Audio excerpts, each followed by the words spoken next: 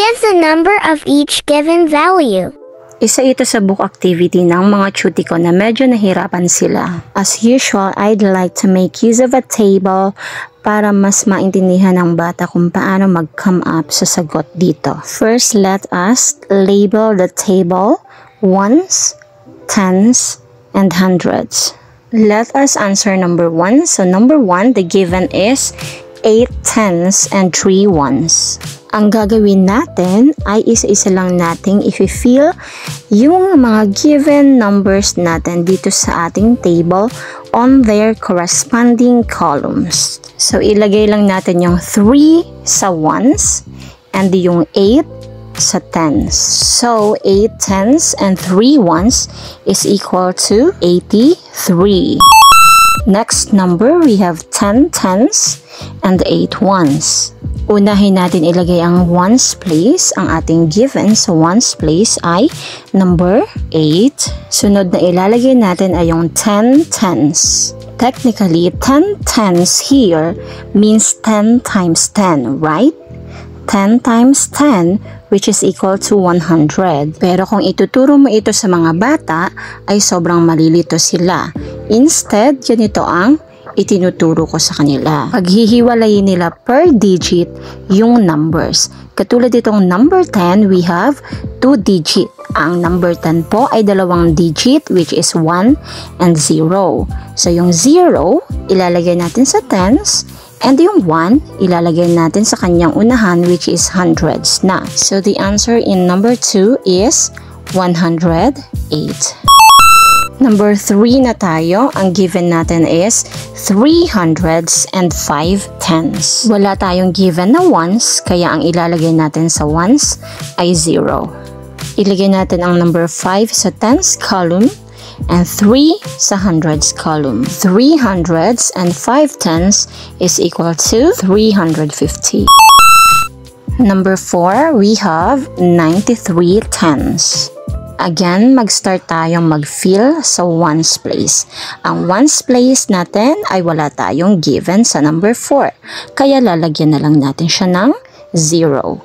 At yung 93 ay isisulat natin per column ulit, starting from tens. 3 dito and 9 dito sa hundreds.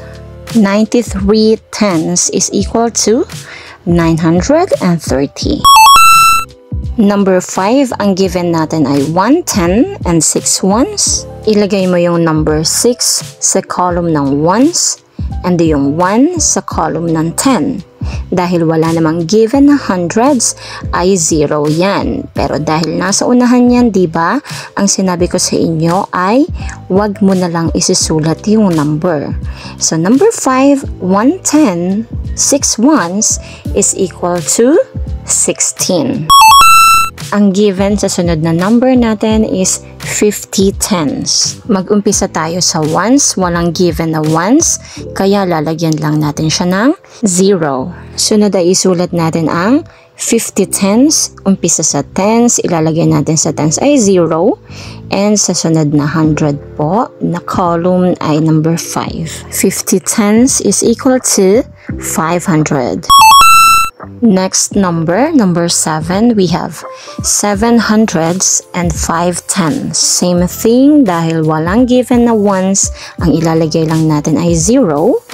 At ilalagay po natin sa column ng tens ay 5.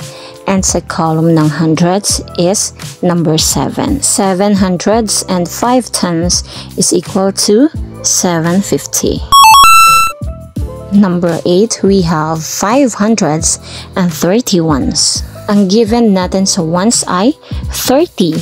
30 is 2 digits, 3 and 0. So we start writing 0 sa ones place and 3 sa tens place para maisulat natin yung buong 30. Tapos isulat natin yung number 5 sa column ng hundreds. 5 hundreds and 30 ones is equal to 530. Number 9, we have 33 ones. Again, 2 digit yan. So you start writing from ones, 3 sa ones, and 3 sa tens. And that is equal to 33. Next, number 10, we have 90 tens and 8 ones. Isulat ang 8 sa ones column at isulat ang 90 mula sa tens column papuntang hundreds column. That is equal to 908.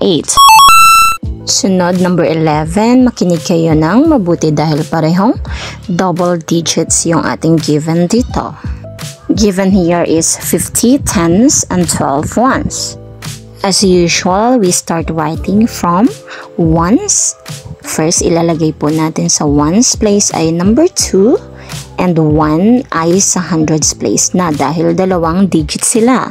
Then we write 50 starting from the tens column. So sa tens natin ilalagay yung 0. Hayaan mo muna na dalawa yung number sa tens column. Diba? Meron tayong 1 mula sa 12 ng ones. Ngayon meron tayong 0 mula sa 50 ng 0. Ilagay muna natin siya dyan. And yung 5 ay ilalagay natin dito sa hundreds. Ngayon ay babalikan natin yung dalawang nagsapol na number sa tens column. Ang gagawin natin dyan ay ipa-plus natin yan.